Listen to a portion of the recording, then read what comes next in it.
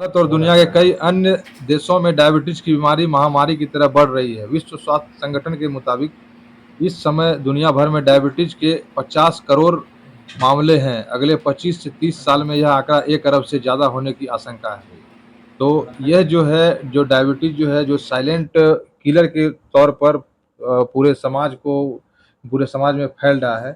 और डायबिटीज को छोड़कर और अन्य भी बीमारी जो कि समाज में फैले जा रहा है, इन लोगों को पता नहीं चल पा रहा है। तो इसी सब बातों की जानकारी के लिए हम डॉक्टर अरुण परख के पास चलते हैं और जानते हैं कि ये जो साइलेंट जो महामारी है, तो उस पर क्या आप बताना चाहेंगे?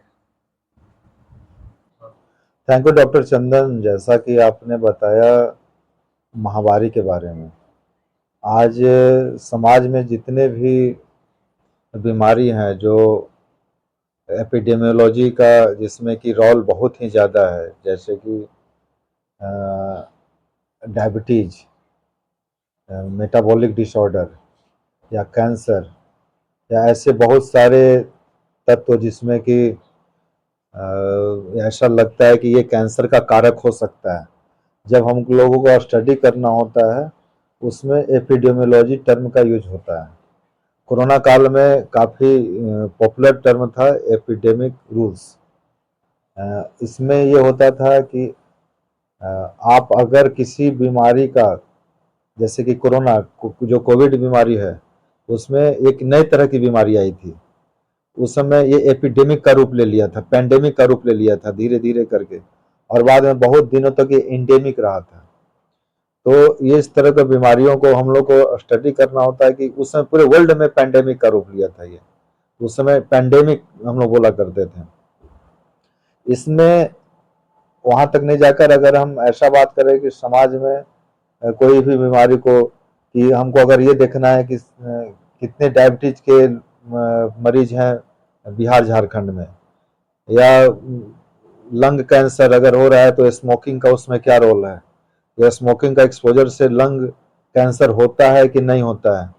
क्योंकि ये देखा गया है कि बहुत लोग कहते हैं कि नहीं, हम तो स्मोकिंग नहीं कर रहे हैं तब भी हमको कैंसर हो गया, और जो लोग स्मोकिंग कर रहे हैं उसमें कुछ लोग को नहीं भी होता है। तो ये जो एसोसिएशन होता है, तो ये जो तर्क दिया जाता है, लॉजिक दिया जाता है, इस तरह के स्टडी को हम लोग एपिडेमियोलॉजी के माध्यम से, अब ये एपिडेमियोलॉजी मेथड ऑब्जर्वेशनल हो सकता है, एनालिटिकल हो सकता है, डिस्क्रिप्टिव हो सकता है, पॉपुलेशन बेस्ड हो सकता है, कम्युनिटी बेस्ड हो सकता है, फील्ड ट्रायल हो सकता है, रैंडमाइज कंट्रोल ट्रायल आजकल टर्म यूज हो रहा है। ये सब से हम लोग रैंडम, किसी को नहीं पता है कि हम कौन सा दवा ले रहे हैं।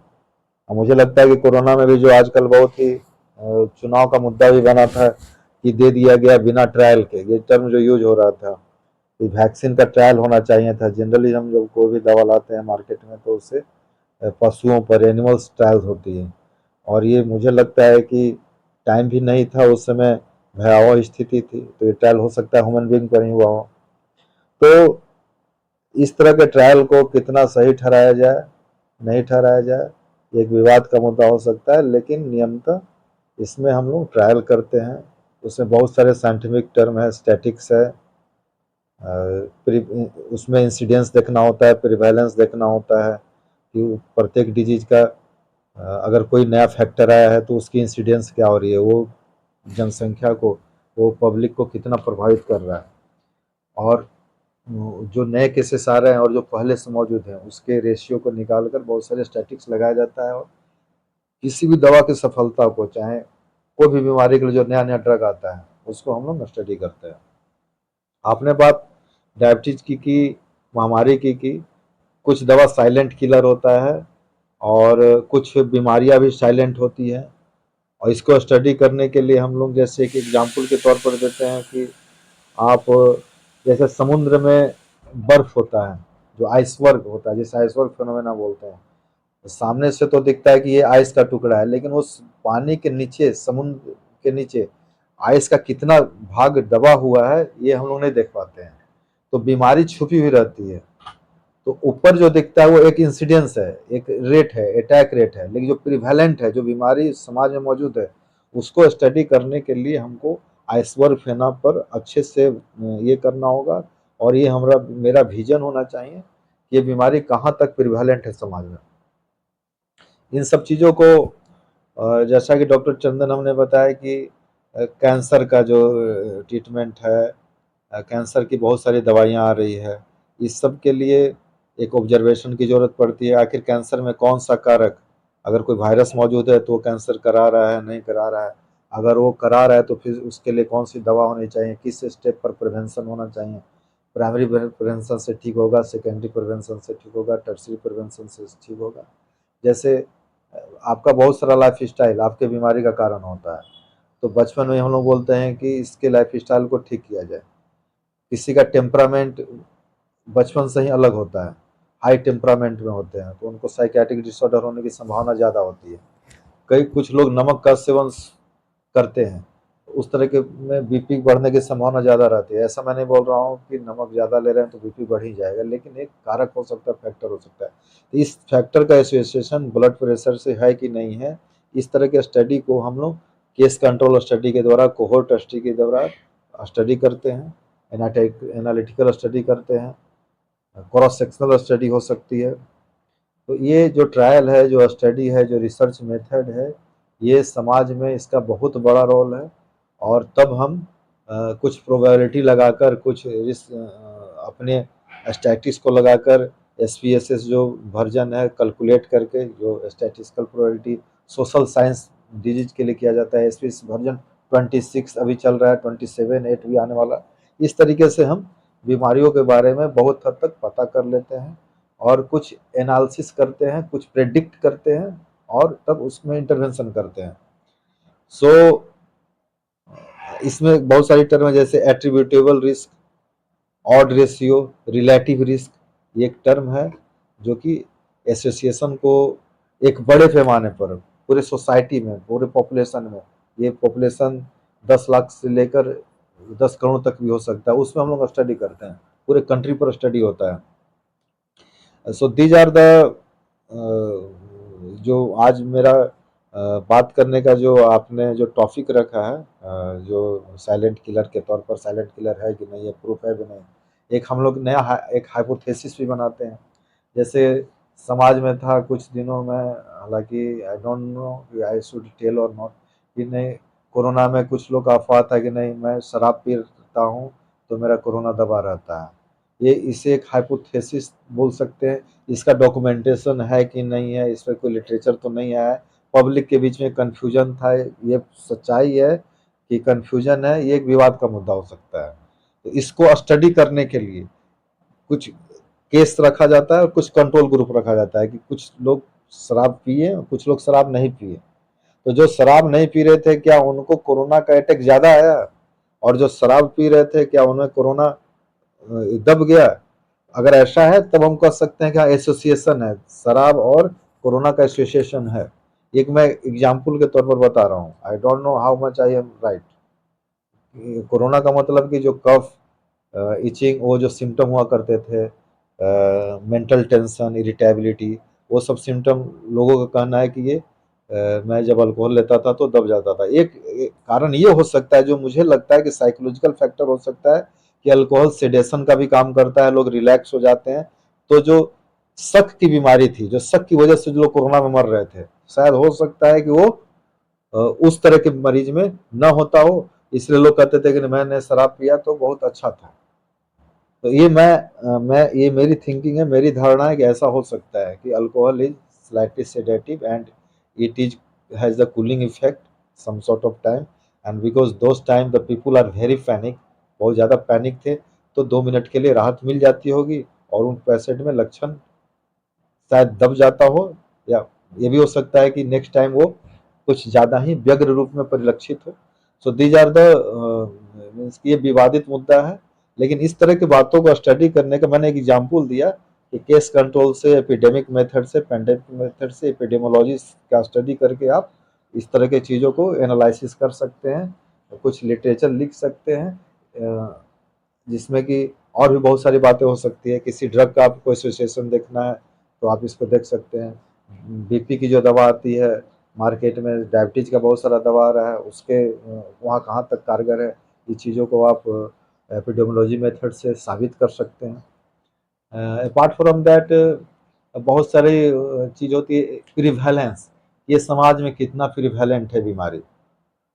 जैसे कि डायबिटीज, प्रत्येक 4 में एक व्यक्ति को डायबिटीज है या 5 में एक व्यक्ति को डायबिटीज है। तो ये जो हम बोलते हैं, ये प्रिवेलेंस और ड्यूरेशन और इंसिडेंस, इस आधार पर हम लोग बताते हैं कि 4 में 1 या 5 में 1। और उसमें भी है कि किस एज ग्रुप में। हो सकता है कि आप अगर एज सिलेक्शन करें बच्चों में तो 5 में 1 भी डायबिटीज ना मिले। तो आपका सिलेक्शन करना होगा कि 20 से ऊपर को आप स्टडी कर रहे हैं कि 30 से 50 के बीच में कर रहे हैं।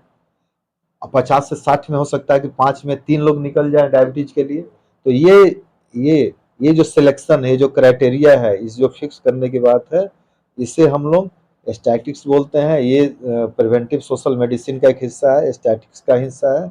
और इसे हम लोगों को काफ़ी तरीके से ध्यान से स्टडी करनी चाहिए। तब हम लोग एक हाइपोथेसिस फॉर्मुलेट करते हैं, कंक्लूजन पर पहुंचते हैं, सॉफ्टवेयर का ये करते हैं। इसमें मीन मीडियन मोड जो स्टैटिक्स है उसको लगाते हैं। पॉजिटिव प्रिवेलेंस, निगेटिव प्रिवेलेंस, बहुत सारी जो टर्मिनोलॉजी है। और अपार्ट फ्रॉम दैट जैसे कोई मोडालिटी आई, सीटी आया, एमआरआई आया, तो सीटी पार्टिकुलर डिजीज में कितना सुपीरियर है एमआरआई से, या एमआरआई रियल में सीटी परफ्यूजन से सुपीरियर है कि बराबर है। तो ये स्टडी भी, इस तरह की स्टडी भी हम लोग रेडियोलॉजिकल स्टडी या किसी ड्रग का इफेक्ट भी बीमारी के परिप्रेक्ष्य में देखते हैं। और ये तब हम लोग कंक्लूड करते हैं कि पेशेंट को सीटी एंजियोग्राफी कराना है कि एमआरआई कराना है।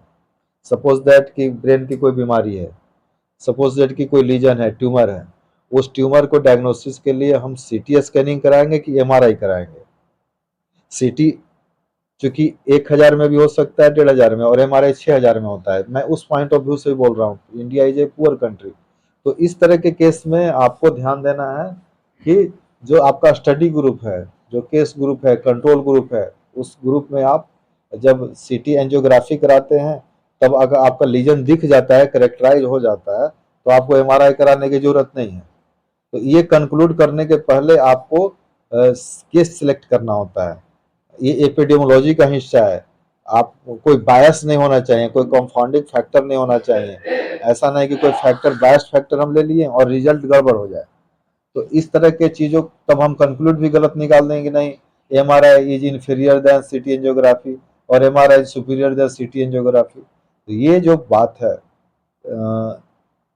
पार्टिकुलर डिजीज के लिए, अब मैंने बोला कि नहीं एमआरआई सही है ब्रेन ट्यूमर के लिए, लेकिन हो सकता है कि ये ट्यूमर जो ऑर्थो का कोई केस है, सपोज दैट कि टिबिया में कोई लीजन है, फीमर में कोई लीजन है, ये ब्रेन ट्यूमर के लिए तो एमआरआई सही था, लेकिन हो सकता है कोई पेरिस्टियल ट्यूमर के लिए, या ओस्टियोक्लास्ट या ओस्टियोब्लास्ट से जो ऑरिजिन हो रही है, सार्कोमा और है, एविंग्स ट्यूमर है, इसके लिए हो सकता है कि MRI is not better modality compare to the CT angiography और CT scan. Might be that कि CT angiography is better than MRI. So आप क्या बोल रहे हैं, कौन सा केस सिलेक्ट करें, कौन सी ट्यूमर को, कौन सी बीमारी को कर रहे हैं, उसमें कौन सी मोडालिटी लगा रहे हैं, ये बहुत सारी एक्सक्लूजन क्राइटेरिया, इंक्लूजन क्राइटेरिया है। आप कौन से ग्रुप को सिलेक्ट किए हैं, किस एज को सिलेक्ट किए हैं, फीमेल मेल में वैरी कर सकता है, रेस वाइज वैरी कर सकता है, रीजन वाइज वैरी कर सकता है। इसलिए एक स्टडी को आप जनरलाइज नहीं कर सकते हैं। ये नहीं कर सकते हैं कि इस ग्रुप में सपोज दैट कि पार्टिकुलर ग्रुप ए या एक ज्योग्राफिक एरिया ए है, या आप ऐसे एग्जांपल दे रहा हूँ कि ऑस्ट्रेलिया में कोई पार्टिकुलर डिजीज प्रिवेलेंट है किसी ग्रुप में, तो आप उस वही ग्रुप में, वही आप अफ्रीका में चले जाइएगा तो आप कहेगा कि नहीं यहाँ भी प्रिवेलेंट होगा, ऐसा नहीं है। ज्योग्राफी के अनुसार ये इंसिडेंस, प्रिवेलेंस सब चेंज हो सकता है। तो मैंने ये बोला कि बायस नहीं होना चाहिए, ऐसा कोई फैक्टर नहीं सिलेक्ट कर ले। जैसे यहाँ रीजन एक बायस फैक्टर हो सकता है। आप एक बीमारी को आप बोल सकते हैं यहाँ प्रिवेलेंट है, दूसरी जगह वो प्रिवेलेंट नहीं हो सकता है। सेम मोडालिटी से, same CT scan, same RI, same resolution से आप ये स्टडी कर रहे हैं और आपका दोनों में रिजल्ट और डाटा अलग अलग है। सो ये एपिडेमोलॉजी का रोल आ जाता है, एपिडोलॉजिस्ट का रोल हो जाता है कि वो बताएं कि कौन सी बीमारी कहाँ पर सही है, कौन सी बीमारी कहाँ पर नहीं है। उसके लिए ऑब्जर्वेशनल स्टडी है, डिस्क्रिप्टिव स्टडीज है, पॉइंट प्रिवेलेंस है, पीरियड प्रिवेलेंस है, एनालिटिकल स्टडी है, कम्युनिटी ट्रायल्स है, रैंडमाइजेशन है, सिंगल ब्लाइंडेड, डबल ब्लाइंडेड और ट्रिपल ब्लाइंडेड, दीज आर जहाँ के इन्वेस्टिगेटर भी ब्लाइंड है, पॉपुलेशन गुरु भी ब्लाइंड है, जिसको कोई पता नहीं है कौन सा दवा दे रहे हैं। आप सपोज दैट कि डायबिटीज का दवा दे रहे हैं, लेकिन हम कुछ और भी दवा दे रहे हैं, पेशेंट को लग रहा है कि डायबिटीज का ले रहे हैं, लेकिन हम कुछ और ही दे रहे हैं, पेशेंट ब्लाइंड है, that is a single blind. इस तरह के बहुत सारे मेथड है, रैंडमाइजेशन है, जिसके द्वारा हम लोग ड्रग के मोडालिटी को सपोज दैट अपने अल्ट्रासाउंड की मोडालिटी या उसकी मोडालिटी को चेक कर सकते हैं, ड्रग थेरेपी के एक्शन को हम कंक्लूड कर सकते हैं सिरे से, और किसी अच्छे हाइपोथेसिस पर पहुंच सकते हैं। नल हाइपोथेसिस सेलेक्ट करते हैं उसको, यस या नो, फिर उसमें पी वैल्यू होता है, सिग्निफिकेंट है कि नहीं सिग्निफिकेंट है, these are all the statistical things, but it is very important and probability के आधार पर ही हम एक बड़े पैमाने पर स्टडी कर सकते हैं। अदरवाइज एक पेशेंट को अगर स्टडी करे जाए तो जहाँ भारत की आबादी करोड़ों है, तो करोड़ों पर सिलेक्ट करना it is not possible, not valid, not feasible, and I think the statics is very important प्रत्येक तरह की बीमारियों में बात करने के लिए। और आप डॉक्टर चंदन, बार बार मैंने बताया कि you are related to community, community में और क्या क्या दिक्कत है, सो कैसे, so that I will tell more and more. Very nice information you have given through this channel. And now I would like to tell what is silent depression, because during COVID and till now, many people suffer from silent depression. Thank you. I understand what you are telling that because corona या Covid केवल सर्दी खांसी तक related नहीं था। उस दरमियान बहुत सारे पेशेंट जो कि घर के अंदर थे, उनका लाइफ स्टाइल 180 डिग्री से चेंज हो गया था। जो पूरब की ओर जा रहे थे तो उनको पश्चिम में जाना पड़ा, पश्चिम वाले को पूरब में जाना पड़ा, पूरब वाले को उत्तर में जाना पड़ा। एक मैं एनालॉजी दे रहा हूँ कि उनका ये लाइफ स्टाइल ही चेंज हो गया। जो घर के बाहर जाते थे उनको कहा गया कि नहीं, आप कमरे में बंद रहिए, ये खाना मत खाइए, आदमी से अलग रहिए। अगर किसी कोई केस निकलता था तो कंट्रोल ग्रुप को पूरा साइड कर दिया जाता था। तो इस तरह की बातों से न कि केवल और दवा तो दिया ही जाता था, बट उस केस में पेशेंट एकांकी फील करता था और वो डिप्रेशन का, मेजर डिप्रेसिव डिसऑर्डर का भी शिकार हुआ। बहुत लोगों को दवा खाना पड़ा, एंटी डिप्रेसेंट। ये एक अलग टर्म है, साइकोटिक पेशेंट हो गया, न्यूरोकॉग्निटिव डिक्लाइन हुई, उसमें बहुत लोगों को बाद में सीबीटी देना पड़ा। बहुत लोग उस स्थिति से उबर ही नहीं पाए। बहुत लोगों को बिजनेस का लॉस हो गया, बहुत स्टूडेंट का एग्जाम छूट गया, मैंने वो तरह तरह का लॉस हुआ, social loss, economic loss, interpersonal loss, cultural loss, all type of the loss, family loss. कुछ लोग गिरफ्ट हुए, शौक में चले गए अपनों के मरने से या मॉर्बिडिटी और मोर्टालिटी से। लॉट ऑफ रीजन, डिप्रेशन का बहुत सारा कारण था उसमें। स्टूडेंट का अगर एग्जाम छूट रहा था तो एक अलग डिप्रेशन में था। ऑनलाइन की बात होने लगी, ऑफलाइन का मामला सब ऑनलाइन की ओर जाने लगा। तो लाइफ स्टाइल में जो परिवर्तन आया, एक है कि जो परिवर्तन आया लोगों के सोचने में, तरीका में, कभी लोग सोचे ही नहीं थे उस स्थिति को, कभी फेस ही नहीं किए थे। अगर फेस करते तो शायद आदत हो जाती, लेकिन ऐसा कोई उनको पहले से जो 60 साल के बुजुर्ग थे उनको एकाएक कहा गया कि नहीं आपको ऐसे रहना है। तो दैट वार लाइक ए, उन लगा कि उनके माथा पर कोई 5 kg का ये पत्थर पटक दिया, इस टाइप का फीलिंग हुआ उनको कि ये क्या हो रहा है।